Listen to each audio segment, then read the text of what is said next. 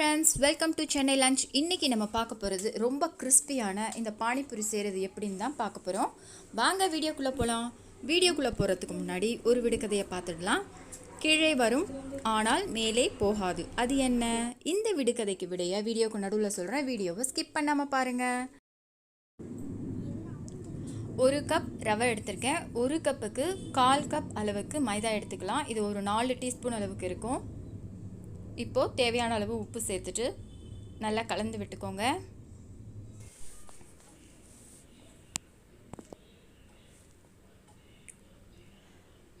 இப்போது இதில் நான் சூடான தண்ணியை இப்போது போட்டு பிசைய போகிறேன். கொஞ்சம் கை பொறுக்கிற அளவுக்கு சூடாக இருக்குது. கொஞ்சம் தாராளமாகவே தண்ணியை ஊற்றி நல்லா பிசைஞ்சிக்கலாம். இது ரவைங்கிறதுனால எல்லா தண்ணியும் நல்லா அப்சர்வ் பண்ணிக்கும். அதனால் கொஞ்சம் தளர்வாகவே பிசைஞ்சிக்கலாம்.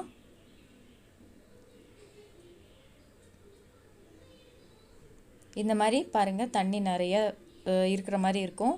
நல்லா ஊறினதுக்கப்புறம் நல்லா கரெக்டாக மாவு மாதிரி வந்துடும். நமக்கு சப்பாத்தி மாவு மாதிரி கிடச்சிரும். இப்போ இதை நான் ஒரு ஈர துணியில் நம்ம சுற்றி வச்சிடலாம். ஒரு 1/2 hour போல் இருக்கட்டும். இது 1/2 மணி நேரம் ஊறட்டும். அதுக்குள்ளே நம்ம பானியை ரெடி பண்ணிடலாம். அதுக்கு தேவையான ஒரு கைப்பிடி அளவுக்கு புதினா எடுத்திருக்கேன். ஒரு கைப்பிடி அளவுக்கு கொத்தமல்லி நல்லா கழுவி வாஷ் பண்ணி வச்சுருக்கேன்.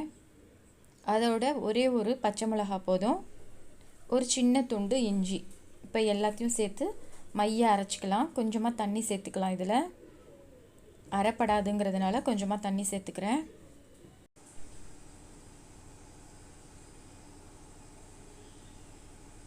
நல்லா மைய அரைச்சாச்சு. இப்போ நான் ஒரு சின்ன லெமன் சைஸ் புளியை நல்லா கரைச்சி எடுத்து வச்சுருக்கேன்.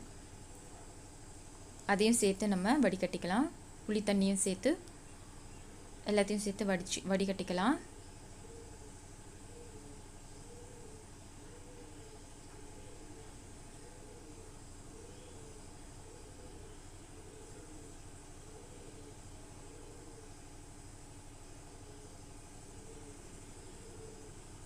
இப்போ தேவையான அளவு தண்ணி சேர்த்துக்கலாம்.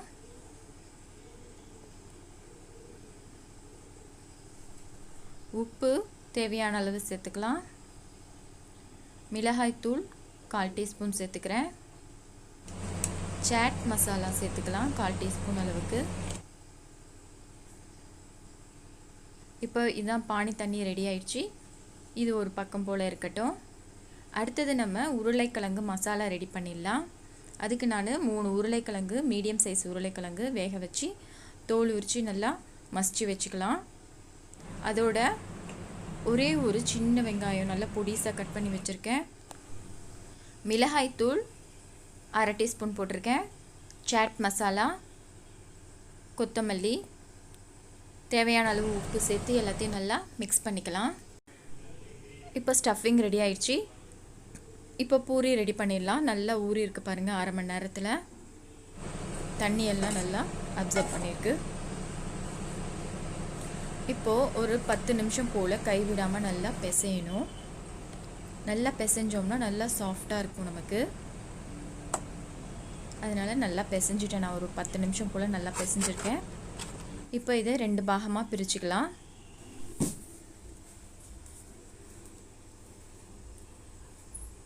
இப்போ ஒன்று கட் பண்ணி வச்சுருக்கோம் இல்லையா, அதை நம்ம ஈர துணியில் சுற்றி வச்சுக்கலாம். அப்போ தான் காஞ்சி போகாமல் இருக்கும்.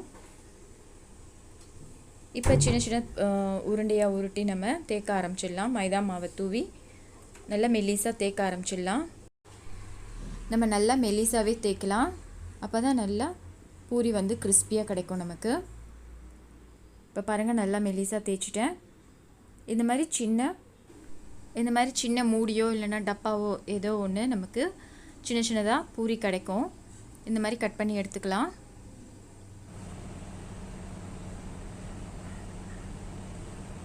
இதை ஒரு தட்டில் நம்ம எடுத்து வச்சுக்கலாம்.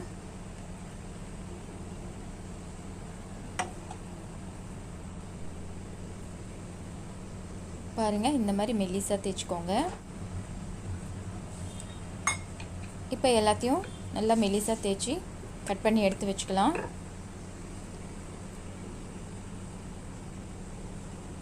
ரெடி பண்ணி வச்சுக்கலாம் எல்லாத்தையும். எல்லா பூரியும் இந்த மாதிரி தேய்ச்சி எடுத்து வச்சுருக்கேங்க. இது காஞ்சி போகாமல் இருக்கிறதுக்கு ஈர துணியை வச்சு நான் மூடி வச்சுருக்கேன். இப்போது ஒரு பூரியாக போட்டு பொரிச்சு எடுத்துக்கலாம். எண்ணெயும் நல்லா காஞ்சிருக்கு. எண்ணெய் நல்லா காஞ்சதுக்கப்புறமா ஃபுல் ஃப்ளேம்லேருந்து லோ ஃப்ளேமுக்கு வச்சுக்கோங்க.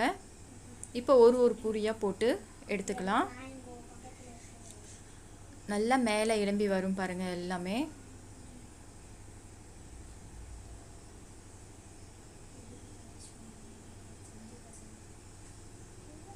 ரொம்ப ஈஸியான மெத்தடில் உங்களுக்கு சொல்லி கொடுத்துருக்கேன்.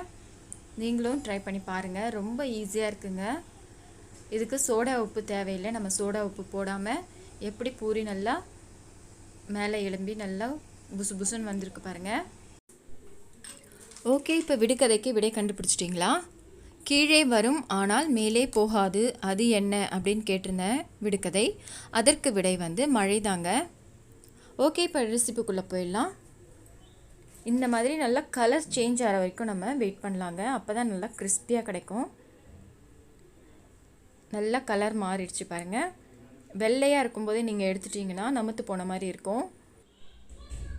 கலர் நல்லா சேஞ்ச் ஆகிடுச்சு பாருங்கள். இந்த டைமில் நம்ம எடுத்துடலாம். எல்லா பூரியையும் நல்லா கிறிஸ்பியாக இருக்குங்க. நீங்களும் ட்ரை பண்ணி பாருங்கள்.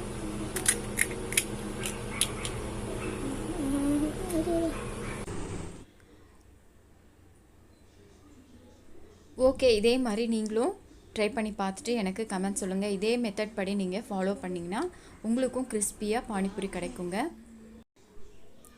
இந்த வீடியோ உங்களுக்கு பிடிச்சிருக்குன்னு நினைக்கிறேன். பிடிச்சிருந்தா லைக் பண்ணிவிட்டு உங்கள் ஃப்ரெண்ட்ஸ், ரிலேட்டிவ்ஸ் எல்லாருக்கும் ஷேர் பண்ணி விடுங்க. அப்படியே மறக்காமல் சப்ஸ்கிரைப் பண்ணிவிடுங்க. இந்த வீடியோ பார்த்ததுக்கு நன்றி. தேங்க்யூ ஃபார் வாட்சிங்.